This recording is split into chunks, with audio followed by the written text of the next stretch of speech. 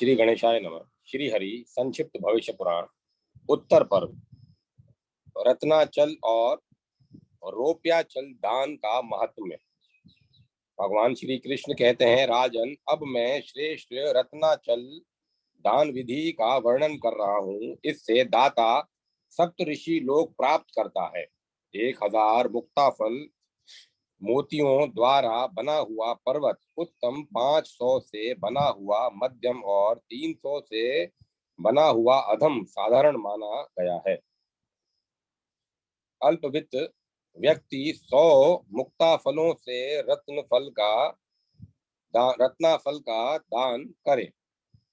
कल्पित पर्वत के चतुर्थांश से उसके चारों दिशाओं में विष्कंभ पर्वतों को स्थापित करना चाहिए। विद्वानों को पूर्व दिशा में हीरा और गोमेद से, मंद्राचल की दक्षिण में पुष्पराज, पुखराज और इंद्रनील नीलम मणि के संयोग से, गंधमादन की पश्चिम में वेदुर्य और मूंगे के सम्मिश्रण से विपुलाचल की और उत्तर में गुरुत्मत मणि सहित पद्मराग माणिक्य मणि से सुपार्श्व पर्वत की स्थापना करनी चाहिए। इस दान में भी धान्य पर्वत की तरह सारे उपकरणों की कल्पना करें।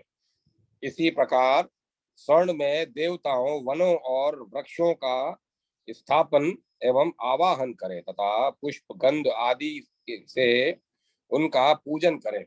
प्रातः काल मत्सर रहित होकर वह सारा सामान गुरु और ऋत्विजों को दान कर दें। उस समय इस मंत्र का उच्चारण करें। अचल, जब सभी देवगण संपूर्ण रत्नों में निवास करते हैं, तब तुम तो नित्य रत्न में ही हो।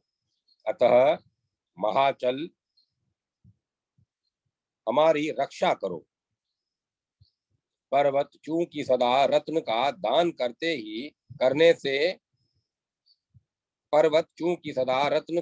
करने से श्री हरि संतुष्ट हो जाते हैं। अतः तुम हमारी रक्षा करो। जो मनुष्य उपरोक्त विधि से रत्न में पर्वत का दान करता है, वह इंद्र से सत्कृत हो विष्णु सालोक्य को प्राप्त करता है और वहां 100 कल्पों से भी अधिक काल तक निवास करता है। पुनः इस लोक में जन्म लेने पर वह सौंदर्य, निरोगता और सद्गुणों से युक्त होकर 7 द्वीपों का अधीश्वर होता है। साथ ही उसके द्वारा इहलोक तथा परलोक में जो कुछ ब्रह्म हत्या आदि पाप किए गए होते हैं, वे सभी उसी प्रकार नष्ट हो जाते हैं जैसे वज्र द्वारा प्रहार किया गया हुआ पर्वत। नरोत्तम, इसके बाद मैं सर्वश्रेष्ठ रजत शैल का वर्णन कर रहा हूँ, जिसके दान से मनुष्य सर्वश्रेष्ठ इंद्र लोक को प्राप्त करता है। 10,000 पल चांदी से बना हुआ रजताचल उत्तम, 5,000 पल से बना हुआ मध्यम और 2,500 पल से बना हुआ अधम कहा गया है। यदि दाता ऐसा करने में असमर्थ हो तो उसे अपनी शक्ति के अनुसार 20 पल से कुछ अधिक चांदी द्वारा पर्वत का निर्माण कराना चाहिए। उसी प्रकार प्रधान पर्वत के चतुर्थांश से विष्कंभ पर्वतों की भी रचना करें। पहले की तरह चांदी के द्वारा मंदर आदि पर्वतों का निर्माण कर उनके नितंब भाग को सोने से सुशोभित कर दे। उन पर लोकपालों की स्वर्णमयी मूर्ति स्थापित कर उन्हें ब्रह्मा, विष्णु और सूर्य की मूर्तियों से भी संयुक्त कर दें। तत्पश्चात बुद्धिमान दाता इन सब की विधि पूर्वक अर्चना करें।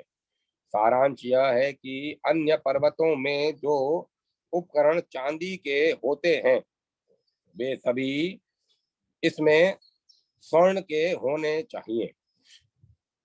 शेष, हवन, जागरण आदि सारे कार्य धान्य पर्वत की भांति ही करें। तत्पश्चात प्रातः काल वस्त्र और आभूषण आदि के द्वारा गुरु और ऋत्विजों का पूजन कर रजताचल गुरु को और विष्कंभ पर्वत ऋत्विजों को दान कर दें। उस समय मत्स्य रहित हो हाथ में कुछ लेकर इस मंत्र का पाठ करें। रजताचल तुम पितरों को तथा श्री हरि, सूर्य, इंद्र और शिव को परम प्रिय हो, इसीलिए शोक रूपी संसार सागर से मेरी रक्षा करो। जो मनुष्य इस प्रकार निवेदन कर श्रेष्ठ रजताचल का दान करता है वह 10,000 गौदान का फल प्राप्त करता है। अतः विद्वान चंद्रलोक में गंधर्वों, किन्नरों और अप्सराओं के समूह से पूजित होकर प्रलय काल तक निवास करता है। शक्राचल और लवणाचल दान की विधि। भगवान श्री कृष्ण कहते हैं, महाराज अब मैं परमोत्तम शक्राचल दान का वर्णन कर रहा हूँ, जिससे भगवान विष्णु, रुद्र और सूर्य सदा संतुष्ट रहते हैं। 8 भार का शक्राचल उत्तम, 4 भार का मध्यम और 2 भार का अधम कहा गया है। जो मानव स्वल्प संपत्ति वाला हो वह 1 भार अथवा आधे भार का भी शक्राचल बनवा सकता है। प्रधान पर्वत के चतुर्थांश से विष्कंभ पर्वतों का भी निर्माण करना चाहिए। पुनः धान्य पर्वत की तरह सारी सामग्री प्रस्तुत करके मेरु पर्वत की भांति इसके ऊपर भी स्वर्णमयी देव मूर्ति के साथ मंदार, पारिजात और कल्प वृक्ष, इन तीनों वृक्षों की भी स्वर्ण निर्मित मूर्ति स्थापित करें। इन तीनों वृक्षों को प्राय सभी पर्वतों पर स्थापित कर देना चाहिए। सभी पर्वतों के पूर्व और पश्चिम भाग में हरिचंदन और कल्प वृक्ष को निविष्ट करना चाहिए। शक्राचल में तो इसका विशेष रूप से ध्यान रखना चाहिए।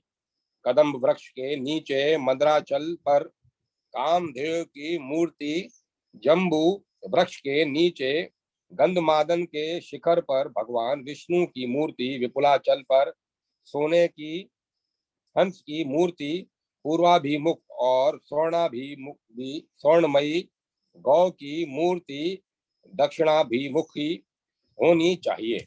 तत्पश्चात आवाहन यज्ञ आदि सारा विधान धान्य पर्वत की तरह करके अंत में इन वक्ष्यमाण मंत्रों का उच्चारण करते हुए बीच का प्रधान पर्वत गुरु को और चारों विष्कंभ पर्वत ऋत्विजों को दान कर दें। वे मंत्र इस प्रकार हैं।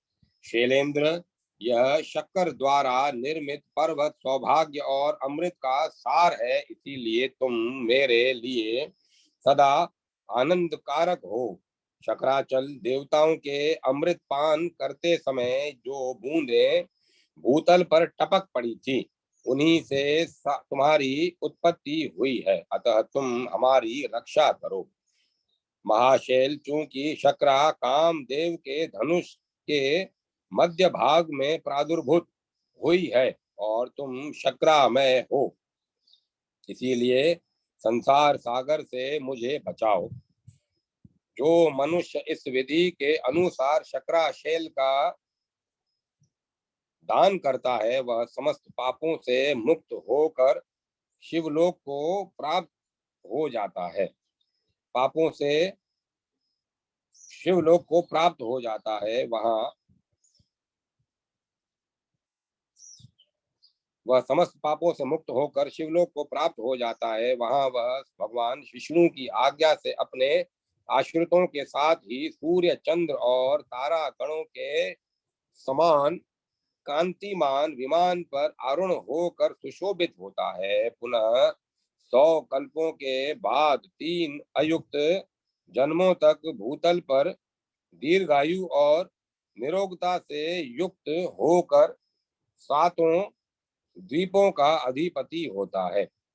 सभी पर्वत दानों में मत्स्य रहित होकर अपनी शक्ति के अनुसार भोजन कराने का विधान है। गुरु की आज्ञा से अपनी शक्ति के अनुकूल स्वयं भी क्षार नमक रहित भोजन करना चाहिए। पुनः पर्वत दान की सारी सामग्री ब्राह्मण के घर स्वयं भिजवा देना चाहिए।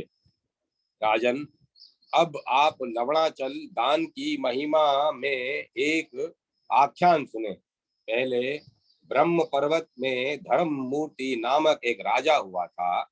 उसके तेज के सामने सूर्य और चंद्रमा आदि भी कांतिहीन हो जाते थे। वह इंद्र का मित्र था। उसने हजारों दैत्यों का वध किया था। इच्छानुकूल रूप धारण कर वे इच्छानुकूल रूप धारण करने वाला मनुष्य होने पर भी किसी से परास्त नहीं हुआ, अपितु उसके द्वारा सैकड़ों शत्रु पराजित हो चुके थे। उसकी पत्नी का नाम भानुमति था। वह त्रिलोकी में सर्वश्रेष्ठ सुंदरी थी। उसने सर्वश्रेष्ठ लक्ष्मी के समान अपने दिव्य रूप से देवांगना को भी पराजित कर दिया था। वह 10,000 नारियों के बीच में लक्ष्मी की तरह सुशोभित होती थी। राजा धर्म मूर्ति की वह पटरानी उसे प्राणों से भी अधिक प्रिय थी। एक बार सभा मंडप में पधारे हुए पुरोहित महर्षि वशिष्ठ से वह उस राजा ने विस्मय विमुग्ध हो ऐसा प्रश्न किया, भगवान, किस धर्म के प्रभाव से मुझे सर्वश्रेष्ठ लक्ष्मी की प्राप्ति हुई है तथा किस धर्म के फल स्वरूप मेरे शरीर में सदा प्रचुर मात्रा में उत्तम तेज विराजमान रहता है। वशिष्ठ जी ने कहा, राजन, पूर्व काल में लीलावती नाम की एक वैश्या थी। वह शिव जी की भक्त थी। उसने चतुर्दशी तिथि के दिन विधि पूर्वक अपने गुरु को स्वर्णमय वृक्ष आदि उपकरणों सहित लवणाचल का दान किया था। उन दिनों लीलावती के घर पर एक शूद्र जाति शोण नामक सोनार नौकर था। भूपाल, उसने ही श्रद्धा पूर्वक स्वर्ण द्वारा वृक्षों और प्रधान देवताओं की मूर्तियों का निर्माण किया था। उसने बिना कुछ पारिश्रमिक लिए उन मूर्तियों को गढ़कर अत्यंत सुंदर बनाया था। और यह धर्म का कार्य है ऐसा जानकर किसी भी प्रकार का कुछ वेतन भी उसने नहीं लिया था। पृथ्वी पते उस स्वर्णकार की पत्नी ने भी उन स्वर्ण निर्मित देवों एवं वृक्षों की मूर्तियों को रगड़ कर चमकीला बनाया था। और लीलावती के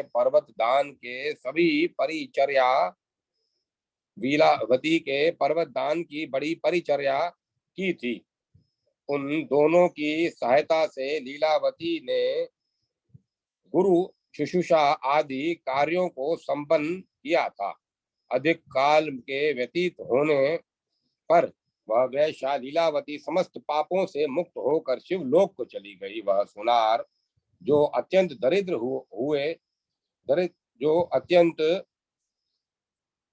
दरिद्र होते हुए भी अत्यंत सामर्थ्यशाली था और जिसने वैश्या से कुछ भी मूल्य नहीं लिया था, समय इस जन्म में तुम हो जो 10,000 सूर्यों के समान कांतिमान और सातों द्वीपों के अधीश्वर रूप से उत्पन्न हुए हो। सोनार की जिस पत्नी ने स्वर्ण निर्मित वृक्षों एवं देव मूर्ति को अत्यंत चमकीला बनाया था, वह भानुमति तुम्हारी पटरानी है।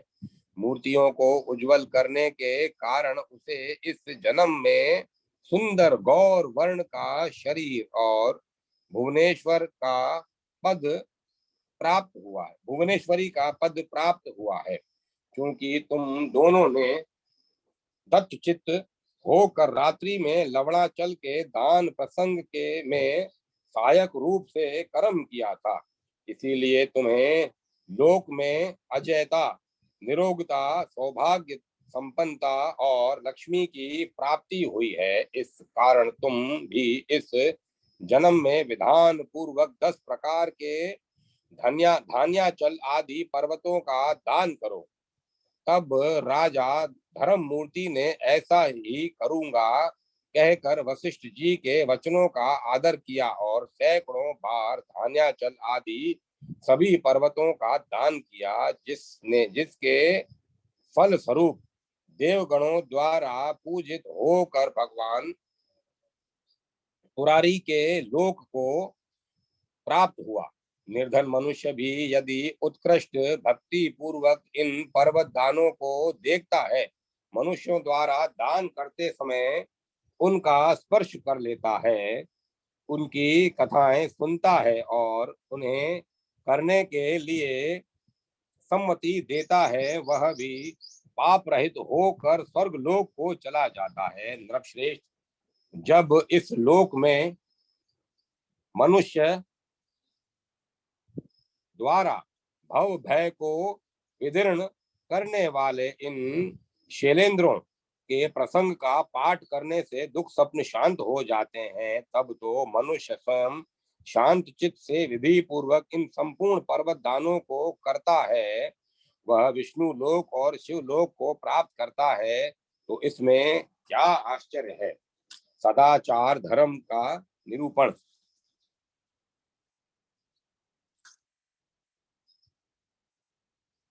महाराज युधिष्ठिर ने कहा, भगवन, मैंने आपसे प्रतिपदा आदि तिथियों को दान को क्रमशः विस्तार से सुना। सभी रहस्यों तथा मंत्रों के साथ व्रत एवं दान आदि के प्रारंभ और उद्यापन विधियों को सुना।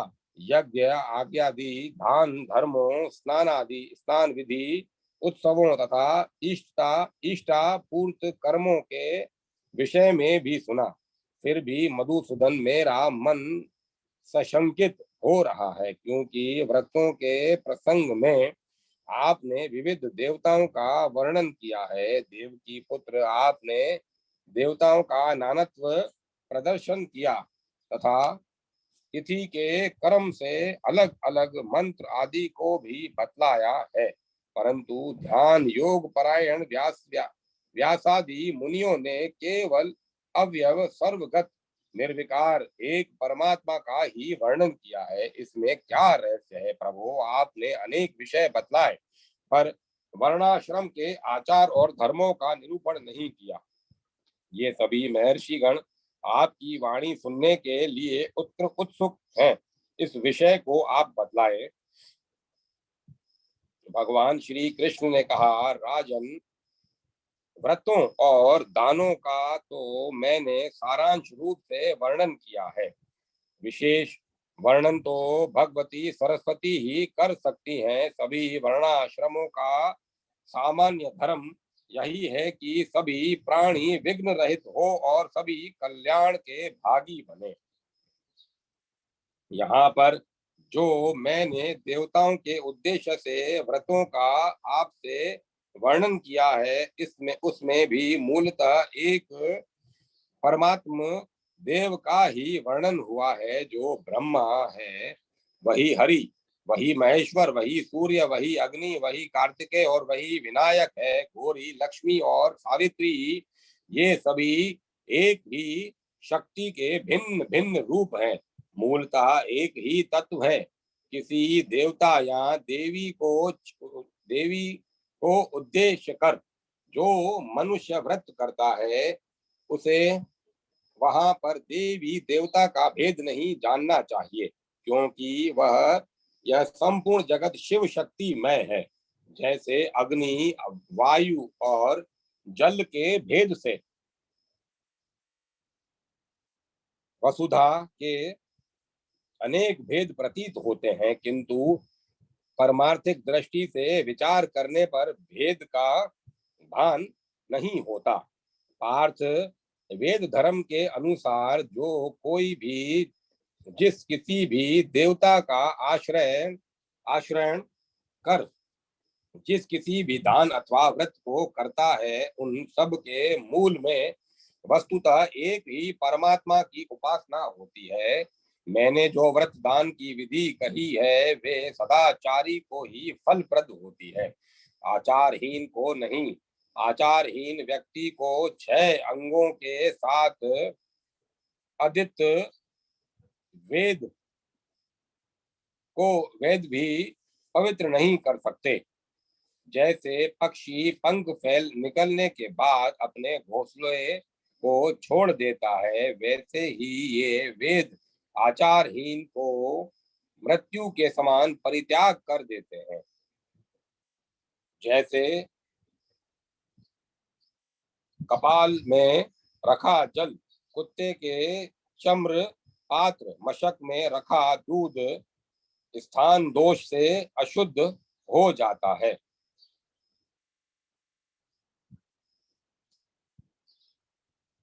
इसी प्रकार आचारहीन व्यक्ति भी अशुद्ध ही है। इसीलिए व्रत आचार की यत्न पूर्वक रक्षा करनी चाहिए, क्योंकि धन तो आता जाता रहता है।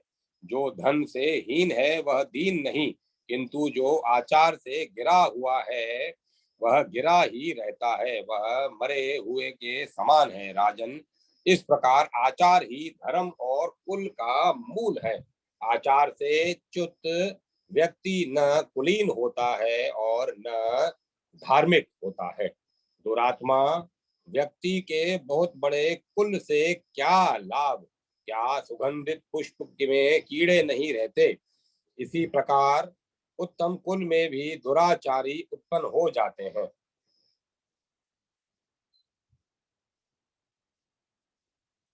हीन जाति में उत्पन्न व्यक्ति भी यदि सोच आचार संपन्न है और सभी धर्मों को जानता है, तो वह सज्जनों में कुलीन और श्रेष्ठ है। कुल को कुल नहीं कहा जाता, बल्कि सदाचार ही कुल है। राजन, जो व्यक्ति सदाचार संपन्न है वह इस लोक और परलोक दोनों में आनंद प्राप्त करता है। राजन, आचार से धर्म उत्पन्न है और संत ही सदाचार के मूल हैं। उनका आचार ही सदाचार है।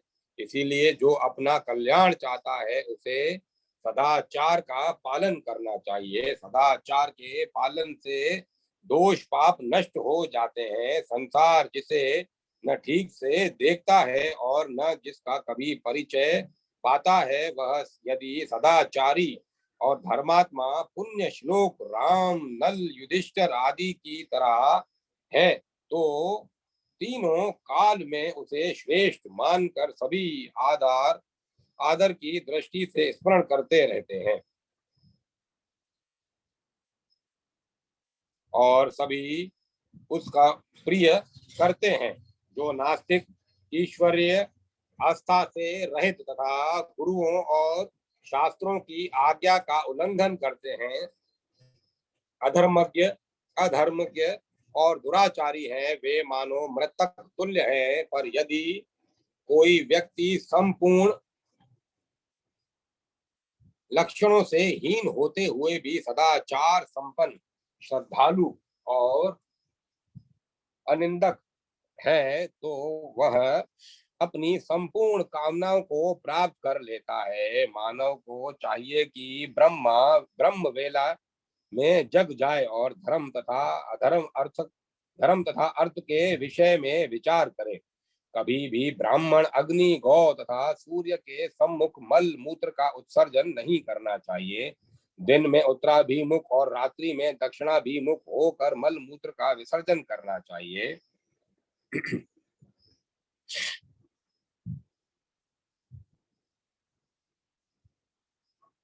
प्रातः काल नित्य क्रिया से निवृत्त हो आचमन के अनंतर समाहित होकर प्रातः संध्या करनी चाहिए।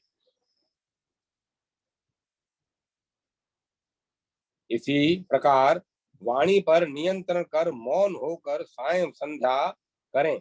भगवान सूर्य को उगते हुए और अस्त होते हुए नहीं देखना चाहिए। ऋषियों ने दीर्घकालीन तपस्या आदि से दीर्घायु को प्राप्त किया। धार्मिक राजा को चाहिए कि जो द्विज प्रातः तथा सायं संध्या नहीं करता उसे शूद्र कर्म में नियोजित कर मूत्र पुरुष में यदि वेग हो जाए या कोई बाधा उपस्थित हो जाए तो उस समय विधि और नियम की अपेक्षा न करें। पृथ्वी को तृणों से तथा सिर को वस्त्र से आच्छादित कर मल त्याग करना चाहिए। ग्राम, आश्रम, तीर्थ क्षेत्र, मार्ग, जूते, खेत, गोष्ठ और गौओं के मार्ग आदि स्थानों में मूत्रादि का परित्याग नहीं करना चाहिए। जल के अंदर की, आश्रम आदि की, वाल्मीकि, चूहों के बिल की तथा शौच से बची इन 5 प्रकार की मिट्टी का शौच आदि में प्रयोग न करें।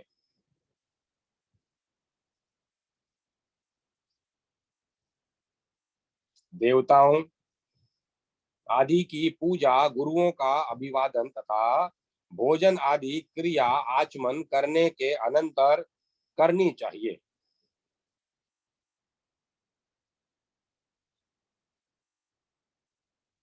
फेन रहित सुगंधित निर्मल जल से पूर्व या उत्तराभिमुख हो आचमन करना चाहिए। विद्वानों को धर्म, अर्थ तथा काम के कार्यों को करना चाहिए। धर्म, अर्थ तथा काम इस त्रिवर्ग में के संपादन से गृहस्थ को ऐहिक और पारलौकिक सिद्धि प्राप्त होती है। बुद्धिमान व्यक्ति को अपने न्यायोपार्जित द्रव्य के एक भाग से परलोक संबंधी पुण्य कर्मों का संपादन करना चाहिए।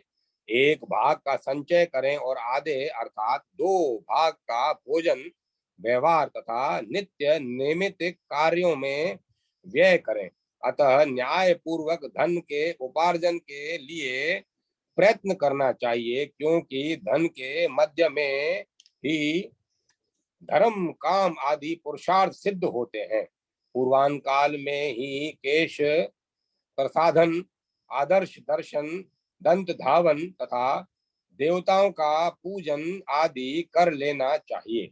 मल मूत्रादि क्रियाएं घर से दूर करनी चाहिए तथा घर का जूठन आदि भी दूर फेंकना चाहिए। मिट्टी के ढेले को तोड़ने वाला तिनकों को टुकड़े टुकड़े करने वाला, नख काट कर खाने वाला, नित्य उच्छित भोजन करने वाला तथा वस्तुओं के में मिलावट करने वाला इस संसार में अधिक दिनों तक नहीं जीता। दूसरों की स्त्री को नग्न नहीं देखना चाहिए। अपने पुरुष मल को भी न देखें। रजस्वला स्त्री को न देखें और न उसका स्पर्श करें और न उसे वार्तालाप करें। जल में मूत्र पुरुष का उत्सर्ग और तथा मैथुन नहीं करना चाहिए। केश, राख, कपाल, मल, मूत्र, भूसी, अंगार, अस्थि, पंजर तथा रस्सी आदि पर न बैठें। विद्वानों को चाहिए कि ब्राह्मणों को प्रणाम करें तथा उन्हें बैठने के लिए आसन प्रदान करें। जाते समय कुछ दूर तक उन्हें पहुंचाने जाएं। टूटे फूटे आसन पर न बैठें और फटे हुए कांसे के पात्रों का उपयोग न करें। बालों को खोलकर भोजन न करें। नग्न होकर स्नान और शयन न करें। जूठे स्थान पर न बैठें। जूठे हाथ से सिर का स्पर्श न करें, क्योंकि सभी प्राण सिर में स्थित रहते हैं। सिर के बालों को न खींचें और न सिर पर प्रहार करें। पुत्र और शिष्य को कीड़ कोड़े से नहीं मारना चाहिए। अपने सिर को दोनों हाथों से एक साथ नहीं खुजलाना चाहिए। बिना कारण सिर से स्नान नहीं करना चाहिए। ग्रहण के बिना रात्रि स्नान नहीं करना चाहिए। भोजन के अनंतर तथा अथा जल में डुबकी लगाकर स्नान नहीं करना चाहिए। स्नान करने के बाद तेल नहीं लगाना चाहिए। तिल पिष्ट नहीं खाना चाहिए, क्योंकि उस इससे आयु क्षीण होती है। श्रेष्ठ जनों से बुरी अपने गुरुजनों तथा श्रेष्ठ जनों से बुरी बात न बोलें। यदि वे क्रुद्ध दिखलाई दें तो उन्हें प्रसन्न करना चाहिए। दूसरे की निंदा जनक बात नहीं सुननी चाहिए और न स्वयं करनी चाहिए। प्रशस्त औषधियों का भी सेवन करना चाहिए। रत्नों को धारण करना चाहिए। अपने केशों का स्निग्ध और निर्मल रखना चाहिए। सुंदर शिष्ट वेश धारण करना चाहिए। सफेद प्रिय लगने वाले फूलों को धारण करना चाहिए। दूसरे के किंचन मात्र धन को न लेना चाहिए और न कभी अप्रिय बोलना चाहिए। सत्य और प्रिय वाणी बोलनी चाहिए। दूसरे के दोषों को नहीं कहना चाहिए। किसी से वैर बांधना नहीं चाहिए। दुष्ट यान में न चढ़े। नदी के किनारे की छाया आदि का आश्रय नहीं लेना चाहिए। विद्वेषी, पतित, उन्मत्त, बहुतों से वैर करने वाले, वर्ण संकर, वंध्या के पति, नीच, असत्य भाषण करने वाले, अत्यंत खर्चीले स्वभाव वाले, दूसरे की व्यर्थ निंदा करने वाले तथा शट से विद्वान व्यक्ति को मैत्री नहीं करनी चाहिए।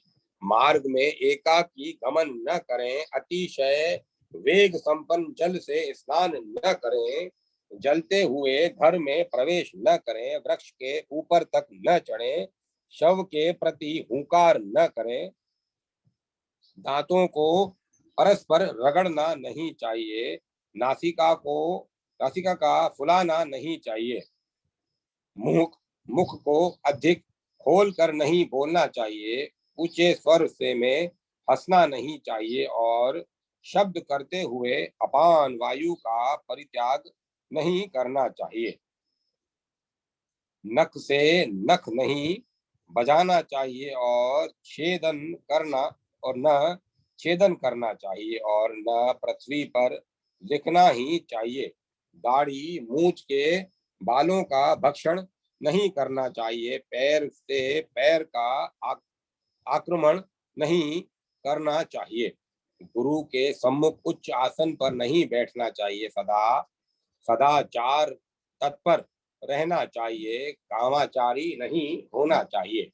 दोनों लोकों में शुभ चाहने वाला व्यक्ति कामाचार पूर्वक जीवन यापन न करने से स्वर्ग लोक में प्रतिष्ठित होता है। रात्रि में चतुष्पद चौराहा, शमशान, ग्राम के समीपवर्ती पीपल आदि के वृक्ष, उपवन तथा दुष्ट स्त्री के सानिध्य का परित्याग करें। ग्रीष्म और वर्षा ऋतु में छत्र धारण किए रहें। रात्रि और वन में मौन रहें। केश, अस्थि, कटक युक्त अपवित्र बलि स्थान, भस्म, भूसी तथा स्नान से भीगी हुई पृथ्वी का दूर से ही परित्याग करें। ब्राह्मण, राजा, स्त्री, ज्ञानवान, गर्भिणी स्त्री, बोझ से दबा हुआ व्यक्ति, श्रेष्ठ व्यक्ति, मूक, अंधा, बधिर, मत वाला तथा उन्मत्त व्यक्ति को दूर से ही मार्ग दे देना चाहिए। अन्यों के द्वारा धारण किए गए जूते, वस्त्र तथा माला नहीं धारण करना चाहिए। दूसरे की स्त्री के उपसेवन से बढ़कर लोक में अनायुष्य का अन्य कोई भी कार्य नहीं है।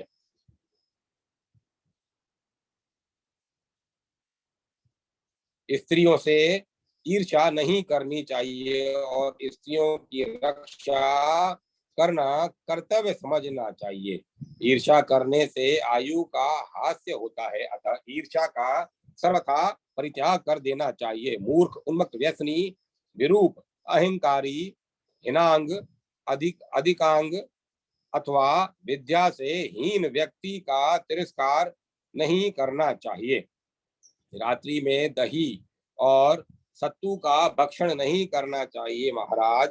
आधी रात में भोजन नहीं करना चाहिए। घुटनों को ऊपर कर अधिक देर तक नहीं बैठना चाहिए।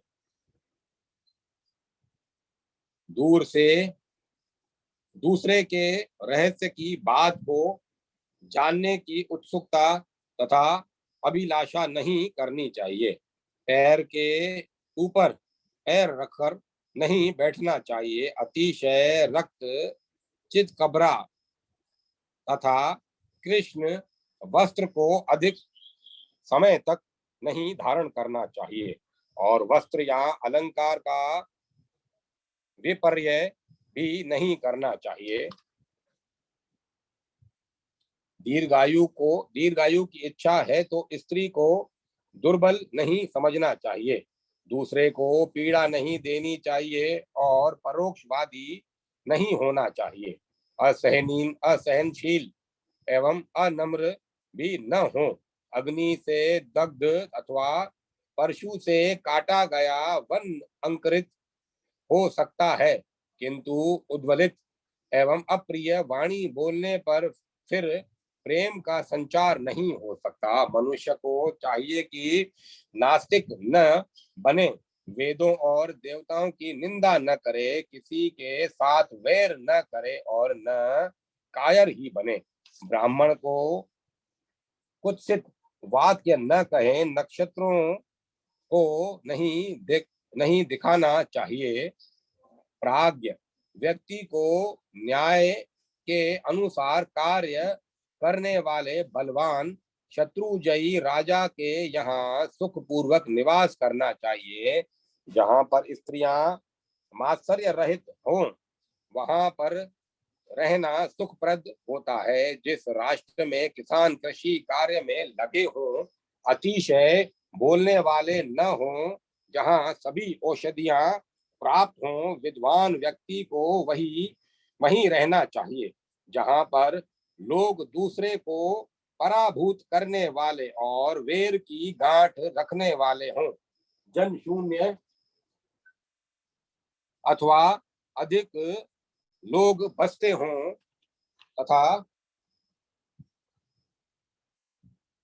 जहाँ उत्सव आदि न होते हों, इन स्थानों पर निवास न करें। राजन, जहाँ ऋणदाता, वेद, श्रोत्रिय और जल पूर्ण नदी ये चारों न हो, वहां निवास नहीं करना चाहिए। मलिन दर्पण नहीं देखना चाहिए महाराज।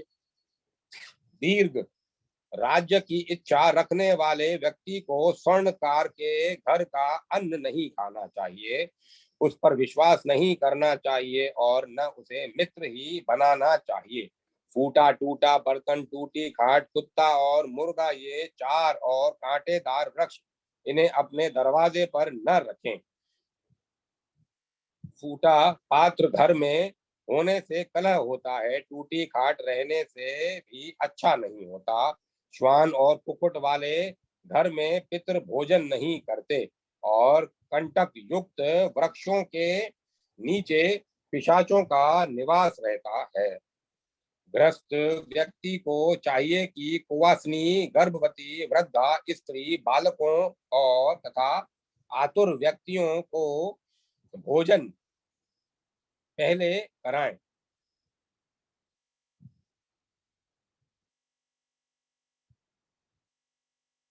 घर के स्वामी को अंत में भोजन करना चाहिए। असंस्कृत अन्न का भोजन नहीं करना चाहिए, जो गौ का वाहन आदि के रूप में प्रयोग कर उससे धनार्जन करता है और फिर उस धन का उपयोग करता है। घर के बाहर उपस्थित व्यक्ति को बिना दिए हुए खाता है, वह मानो पाप का ही भक्षण करता है।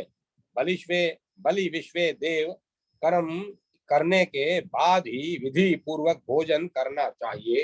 एक वस्त्र पहनकर भोजन न करें।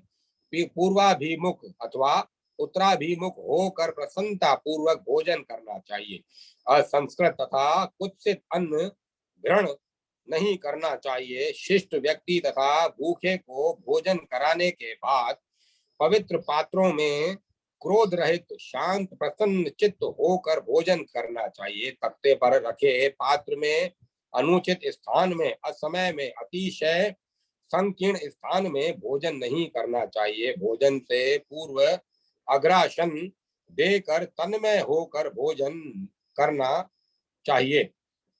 पहले मधुर पदार्थों को, अनंतर लवण पदार्थ और उसके बाद कटु और तथा तीक्ष्ण पदार्थों का भोजन करें।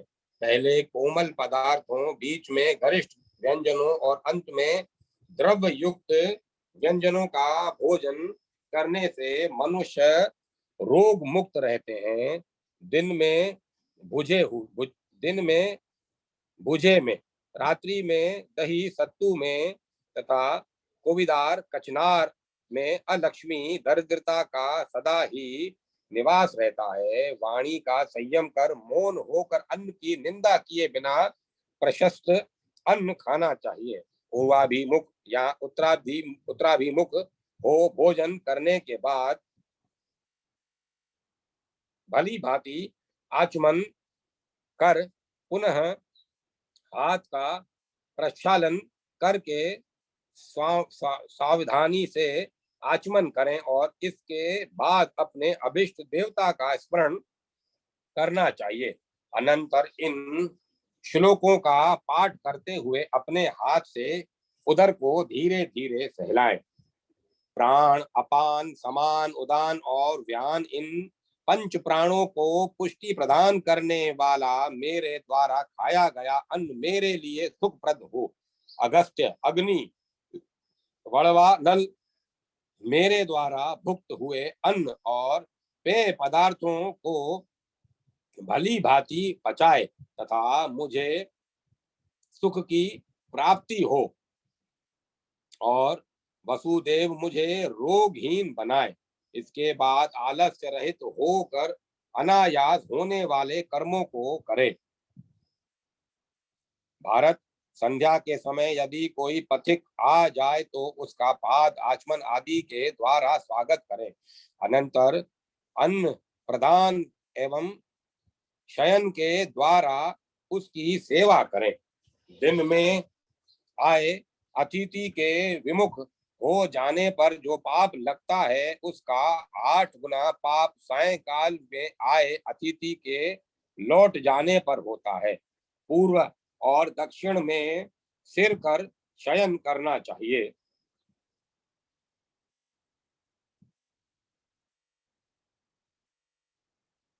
पूर्व और दक्षिण में सिर कर शयन करना प्रशस्त माना गया है। इसके विपरीत सोने के रोग उत्पन्न होते हैं।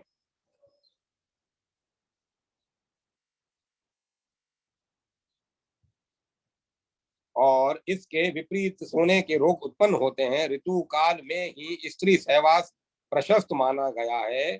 चतुर्दशी, अष्टमी, अमावस्या और पर्व के समय में तेलाम्भंग तथा स्त्री संपर्क न करें। शौर कर्म, स्त्री सहवास तथा शमशान गमन के अनंतर सवस्त्र स्नान करना चाहिए। गुरु, पतिव्रता, यज्ञकर्ता एवं तपस्वी की मनोविनोद से भी निंदा नहीं करनी चाहिए।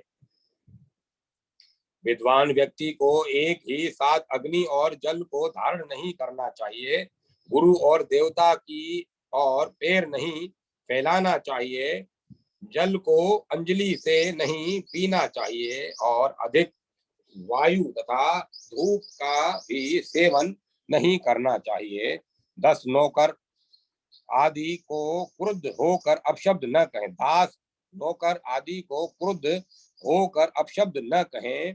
सभी बंधुओं के प्रति मात्सर्य रहित होकर रहना चाहिए। डरे हुए व्यक्ति को आश्वासन देना चाहिए। साधुवत रहना चाहिए। ये बातें व्यक्ति को स्वर्ग रूपी फल प्रदान करती हैं। पृथ्वी पर देखते हुए चलना चाहिए। बचे हुए जीवन में जो अपनी आत्मा को वशीभूत कर जीवन व्यापन करता है, उसके धर्म, अर्थ तथा काम की थोड़ी भी हानि नहीं होती। आक्रोश, विवाद और पिशु पिशुनता छोड़ देनी चाहिए। सोने के समय दूसरा वस्त्र, पूजा के समय दूसरा और सभा में दूसरा वस्त्र पहनना चाहिए, अर्थात अलग अलग वस्त्र धारण करना चाहिए। पतितों के साथ बातचीत न करें, अन्यथा वह भी पतित हो जाता है। पतितों के साथ बातचीत न करें, अन्यथा वह भी पतित हो जाता है। वृद्ध, ज्ञाति, बंधु तथा मित्र के दरिद्र हो जाने पर उसको अपने साथ रखना चाहिए। उनके रहने से घर में वृद्धि होती है। कबूतर, शूक और मैना को घर में रखना अच्छा होता है। ये तथा तिलपान करने वाले पाप रहित होते हैं। चंदन, वीणा, दर्पण, घी, शहद, जल तथा अग्नि, इन्हें घर में निरंतर रखना चाहिए। राजा को चाहिए कि धनु धनुर्वेद आदि शास्त्रों के ज्ञान में तथा नीति शास्त्र में ज्ञानार्जन में तत्पर रहें एवं उसे शब्द शास्त्र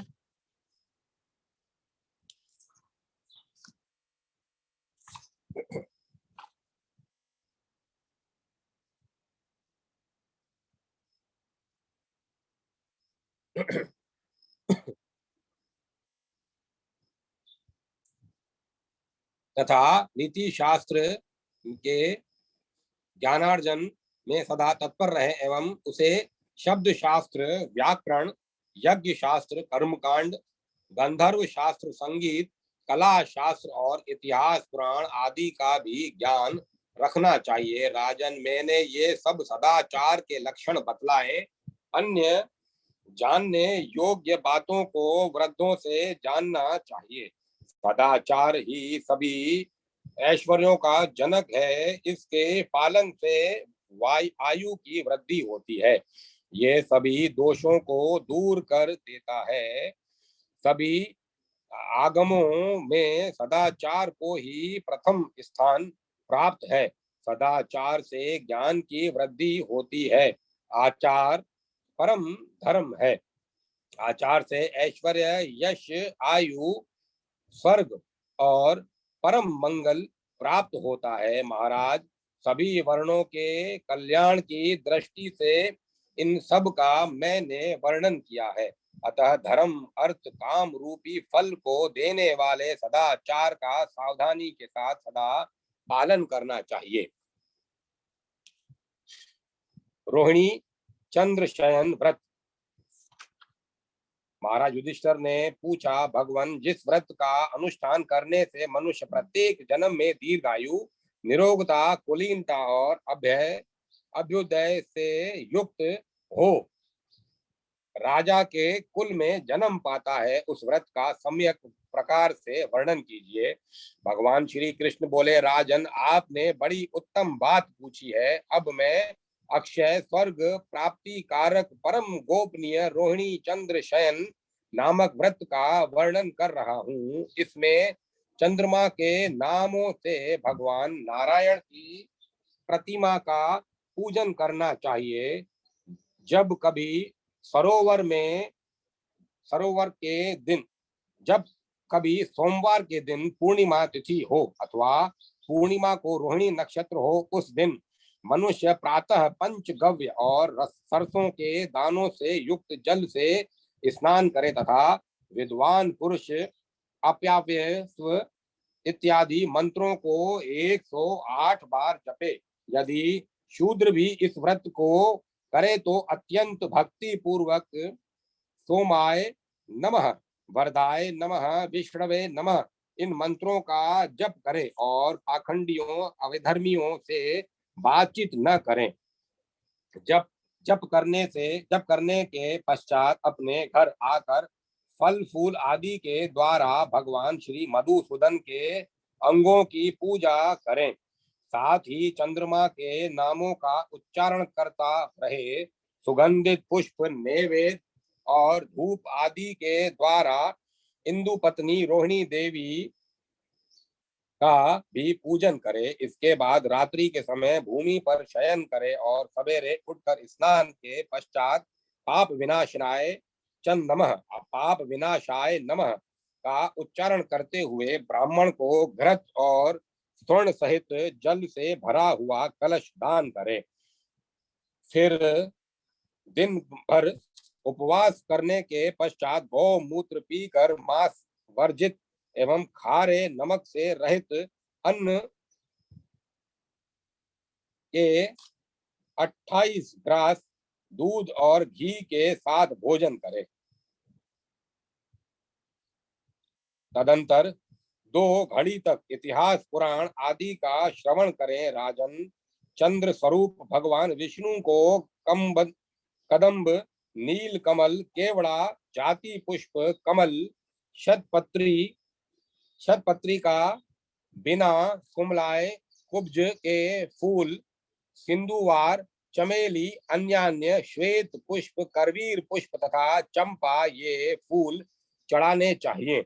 उपयुक्त फूलों की जातियों में से एक एक को श्रावण आदि महीनों में क्रमशः अर्पण करें। जिस महीने में व्रत प्रारंभ किया जाए उस समय जो भी पुष्प सुलभ हो उन्हीं के द्वारा श्री हरि का पूजन करना चाहिए।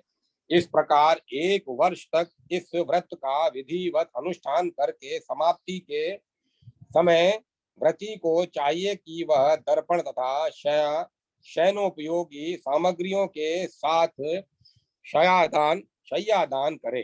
रोहिणी और चंद्रमा दोनों की स्वर्णमयी मूर्ति बनवाएं। उनमें चंद्रमा 6 अंगुल के और रोहिणी 4 अंगुल की होनी चाहिए। 8 मूर्तियों से युक्त तथा 2 श्वेत वस्त्रों से आच्छादित उन मूर्ति प्रतिमाओं को अक्षत से भरे हुए कांसे के पात्र में रखकर दुग्धपूर्ण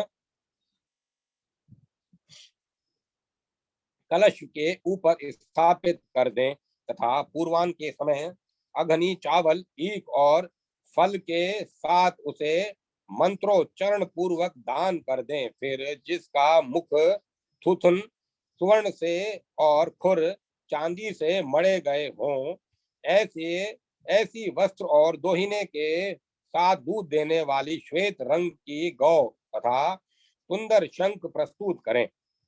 फिर उत्तम गुणों से युक्त ब्राह्मण दंपति को बुलाकर उन्हें आभूषणों से अलंकृत करें तथा मन में यह भावना रखें कि ब्राह्मण दंपति के रूप में ये रोहिणी सहित चंद्रमा ही विराजमान है।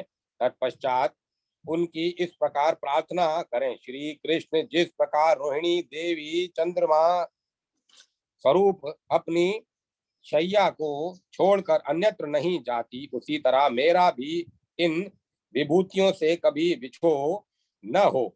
चंद्रदेव आप ही सबको परम आनंद और मुक्ति प्रदान करने वाले हैं। आपकी कृपा से मुझे भोग और मोक्ष दोनों प्राप्त हों तथा आप में मेरी सदा अनन्य भक्ति बनी रहे। इस प्रकार विनय कर शैया, प्रतिमा तथा धेनु आदि सब कुछ ब्राह्मण को दान कर दें। राजन, जो संसार से भयभीत होकर मोक्ष प्राप्त करना चाहता है उसके लिए वह यही व्रत सर्वोत्तम है। यह रूप, आरोग्य और आयु प्रदान करने वाला है तथा यह पितरों को सर्वदा प्रिय है। जो पुरुष इसका अनुष्ठान करता है वह त्रिभुवन का अधिपति होकर 2100 कल्पों तक चंद्र लोक में निवास करता है। जो स्त्री इस रोहिणी नक्षत्र शयन नामक व्रत का अनुष्ठान करती है वह भी उसी पूर्वोक्त फल को प्राप्त करती है।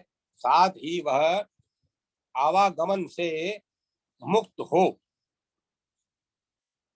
अवगन से मुक्त हो जाती है। चंद्रमा के नाम कीर्तन द्वारा भगवान मधुसूदन की पूजा का यह प्रसंग जो नित्य पढ़ता अथवा सुनता है, उसे भगवान उत्तम बुद्धि प्रदान करते हैं तथा वह भगवान श्री विष्णु के धाम में जाकर देव समूह के द्वारा पूजित होता है। श्री कृष्ण युधिष्ठिर संवाद का उपसंहार और भगवान का द्वारका गमन। भगवान श्री कृष्ण कहते हैं, राजन, व्रत, दान और धर्म के विषय में मैंने आपको बतलाया, क्योंकि इस संपूर्ण संसार का मूल धर्म ही है, इसीलिए आप भी धर्म परायण हो जाएं। पार्थ, जानते हुए भी मैंने काम और अर्थ का प्रकाश नहीं किया, क्योंकि इसमें तो सभी लोग स्वतः प्रवृत्त होते रहते हैं। अतः इसमें इसके वर्णन की क्या आवश्यकता। पांडुनंदन, इस भविष्योत्तर में मैंने सदाचार संपन्न पुरुषों के व्रत एवं दान समूहों का वर्णन किया। मैंने जो इतिहास और पुराणों में देखा और जो वेद वेदांग से संबद्ध है, उन सभी विषयों को यहाँ प्रदर्शित किया। राजन, लोग वेद विरुद्ध विषयों में आस्था नहीं करनी चाहिए, क्योंकि वह प्रलाप मात्र ही है। आपसे विशेष स्नेह होने के कारण मैंने यह सब वर्णन किया। पार्थ, दाम्भिक और शठ के सम्मुख इन विषयों को प्रकट नहीं करना चाहिए। नास्तिक, अश्रद्धालु और कुत्कृतियों कुत्क्रियों से इसकी चर्चा नहीं करनी चाहिए। कुतर्कियों से इसकी चर्चा नहीं करनी चाहिए। सदाचारी, जितेंद्रिय, सत्य और पवित्रता में रत व्यक्तियों के सामने इसके आख्यान से सुगति प्राप्त होती है। पार्थ, आप स्वयं साक्षात धर्म स्वरूप हैं और धर्म एवं अर्थ के तत्व में मर्मज्ञ तथा भूत भविष्य के ज्ञाता हैं। आपने इस जानने की इच्छा प्रकट की, अतः मैंने आपके सम्मुख धर्म के रहस्य को प्रकाशित किया। मनुष्यों को इन विषयों पर श्रद्धा विश्वास रखना चाहिए। अब मैं द्वारका के लिए प्रस्थान कर रहा हूँ। पुनः आपके महोत्सव और यज्ञ के अवसर पर उपस्थित रहूंगा। सब कुछ काल के अधीन है, अतः किसी तरह का संताप नहीं करना चाहिए। इतना कहकर भगवान श्री कृष्ण प्रसन्न चित्त होकर पांडवों द्वारा अर्चित सम्मानित हुए। फिर सभी मित्रों और बंधु जनों की सम्मति प्राप्त कर भगवान श्री कृष्ण ने ब्राह्मणों को प्रणाम कर द्वारका की ओर प्रस्थान किया। सुमंत मुनि बोले, महाराज शतानिक, याज्ञवल्क्य मुनि ने भगवान वशिष्ठ से जिस विषय को पूछा था और उन्होंने जो उत्तर दिया था तथा भगवान श्री कृष्ण के द्वारा पांडु पुत्र युधिष्ठिर को जो कहा गया, इस विषय में मुनि श्रेष्ठ व्यास ने पूर्व में ही रच रखा था। इसी विषय का मैंने आपसे प्रतिपादन किया। पराशर के पुत्र तथा सत्यवती के हृदय को आनंद देने वाले इन व्यास देव जी की जय हो, जिनके मुख कमल से निसृत हुई वाणी रूपी पवित्र मधु धारा का संसार पान करता है। भविष्योत्तर पूर्व की संक्षिप्त अनुकरणिका। इस पर्व के प्रारंभ में महाराज युधिष्ठिर के पास महर्षि वेदव्यास के साथ अनेक शिष्यों के आगमन, ब्रह्मांड की उत्पत्ति, नारद को वैष्णवी माया का दर्शन, संसार के दोषों का वर्णन, पापों के भेद, शुभ और अशुभ लक्षणों का वर्णन, शकट व्रत, तिल व्रत, अशोक और करवीर, कोकिला भ्रतप, भद्रोपावास, यम द्वितीया, अशून्य शयन, कामाख्या तृतीया, मेघपाली, पंचाग्नि साधन, त्रिरात्र घोषपद, हरकाली, ललिता तृतीया, योगा व्याख्या तृतीया, उमा महेश्वर व्रत, रंभा तृतीया, सौभाग्य तृतीया, आर्दनंद करी तृतीया तथा चैत्र भाद्र और माघ में तृतीया व्रतों का वर्णन हुआ। फिर अनंत तृतीया, विनायक शांति सारस्वत व्रत, नाग पंचमी, श्री पंचमी, शोक प्राण शनि षष्ठी, फल षष्ठी, मंदार षष्ठी, ललिता षष्ठी, कार्तिकेय षष्ठी, महत सप्तमी, विभूषा सप्तमी, आदित्य मंडप विधि त्रयोदश, वज्र सप्तमी, क्रक क्रकवा कुल व्यंग सप्तमी, अभय सप्तमी, कल्याण सप्तमी, शकरा सप्तमी, कमला सप्तमी, शुभा सप्तमी, स्वप्न सप्तमी, व्रत सप्तमी और अचला सप्तमी, बुधाष्टमी, जन्माष्टमी, दुर्वाष्टमी, कृष्णाष्टमी, अग्नाष्टमी, अघाष्टमी, अकराष्टमी व्रतों का वर्णन है। तदंतर श्री वृक्ष नवमी, ध्वज नवमी, उल्का नवमी, दशावतार, आशा दशमी, रोणी चंद्र, इंद्र हरि, शंभु, ब्रह्मा, सूर्य, अवयोग व्रत, गोवत्स द्वादशी, निराजन द्वादशी, भीष्म पंचक, मल्ल द्वादशी, भीमा द्वादशी, श्रवण द्वादशी, संप्राप्ति द्वादशी, गोविंद द्वादशी, अखंड द्वादशी, तिल द्वादशी, सुकृत द्वादशी, धरणी व्रत, विशोक द्वादशी, विभूति द्वादशी, पुष्य द्वादशी, श्रवण द्वादशी, अनंग द्वादशी, अंकपाद व्रत, निम्बारक करवीर महात्म्य, यम दर्शन त्रयोदशी, अनंग त्रयोदशी, पाली व्रत, रंभा व्रत, आग्नेय चतुर्दशी, अनंत चतुर्दशी, श्रावणी नत चतुर्दशी, शिव चतुर्दशी, फल त्याग चतुर्दशी तथा वैशाख, कार्तिक और माघ की पूर्णिमा के महात्म्य का वर्णन किया गया है। तत्पश्चात कार्तिक में कृतिका से के योग में कृतिका व्रत, फाल्गुन पूर्णिमा में पूर्ण मनोरथ व्रत, अशोक पूर्णिमा व्रत, अनंत व्रत, सांभरणी व्रत, नक्षत्र पुरुष व्रत, शिव नक्षत्र पुरुष व्रत, काम दान व्रत, व्रतांत विधि, आदित्य दिन नत व्रत, संक्रांति के उद्यापन विधान, भाद्र व्रत, अगस्त्य व्रत, नव चंद्रार्घ्य, शुक्र बृहस्पति अर्घ्य प्रधान व्रत, पंचाक्षती व्रत, माघ स्नान, नित्य स्नान, रुद्र स्नान की विधि, चंद्र और सूर्य ग्रहण के में स्नान, भोजन विधि, वापी कूप तथा तड़ाग का उत्सर्ग, वृक्ष पूजा, देव पूजा, दीपदान, वृक्षोत्सर्ग विधि, फाल्गुनी उत्सव, मदनोत्सव, भूतमातोत्सव, श्रावणी में रक्षाबंधन की विधि, चंद्रोत्सव, दीपमालिका होम, लक्ष्य होम, कोटि होम की विधि, महाशांति तथा विनायक शांति, नक्षत्र होम, गोदान विधि, गुण धेनु, घृत धेनु, तिल धेनु, जल धेनु, लवण धेनु और नवनीत धेनु, ये सुवर्ण धेनु दान के विधानों का निरूपण हुआ।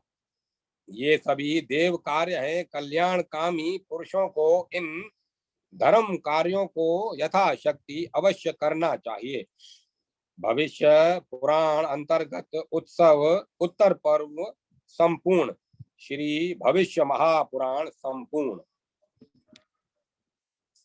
भविष्य महापुराण आज संपूर्ण हुआ। सबको बधाई। जिन ने इसका श्रवण किया उन सबको बधाई। सब बधाई के पात्र हो।